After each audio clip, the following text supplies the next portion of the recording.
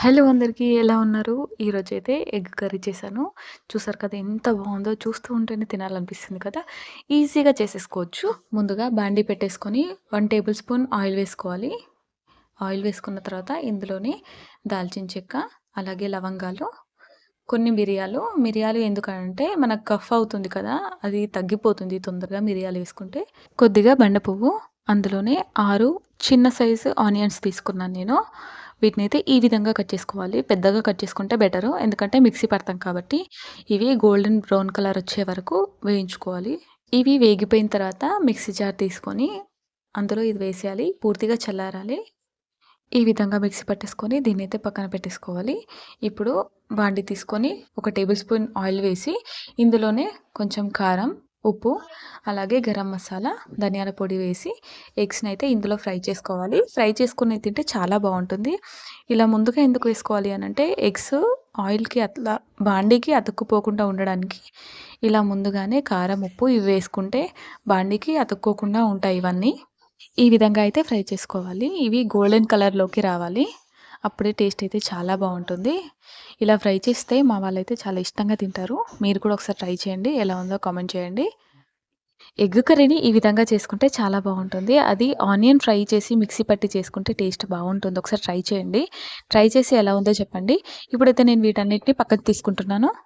ఇప్పుడు ఇదే బాండీలో 3 టేబుల్ స్పూన్ ఆయిల్ వేసుకోవాలి.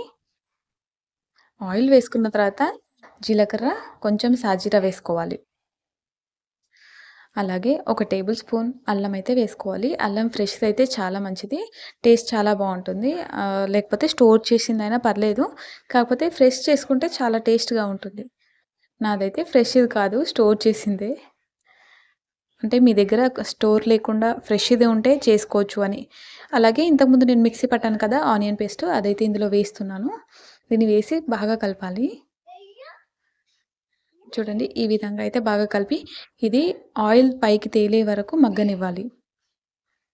ఇందులో ఉన్న వాటర్ అంతా పోయి ఆయిల్ పైకి తేలే వరకు మగ్గనివ్వాలి. ఆయిల్ పైకి తేలితే బావుంటుంది. చూడండి ఈ విధంగా ఆయిల్ పైకి తేలింది కదా! ఇందులో కొంచెం పసుపు వేశాను. టేస్ట్‌కి సరిపడా సాల్ట్, అలాగే కారం. మేమైతే కారం ఓకే బానే తింటాము. సో, నేనైతే బానే వేశాను కారం. అలాగే గరం మసాలా, ధనియాల పొడి ఇవన్నీ వేసి బాగా కలిపేసుకోవాలి దీన్ని. చూడండి చూపిస్తున్న విధంగా బాగా కలిపేసుకోవాలి.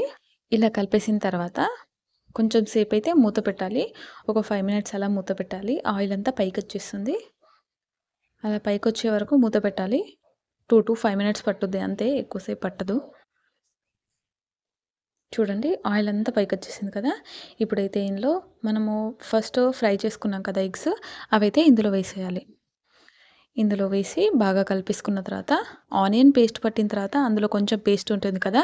అందులో కొంచెం వాటర్ వేసి ఈ బౌల్‌లో అయితే వేసేసుకోవాలి. ఇంకా వేరే వాటర్ పట్టవండి. చూడండి 10 మినిట్స్ తర్వాత లో ఫ్లేమ్‌లో మగ్గరిచ్చిన తర్వాత ఇలా ఉంటుంది. లాస్ట్‌కి అయితే కొత్తిమీర వేసేసాను. టేస్ట్ అయితే చాలా బావుంటుంది. ఒకసారి ట్రై చేయండి. ఎలా ఉంది అనేది కామెంట్ చేయండి. Thank you.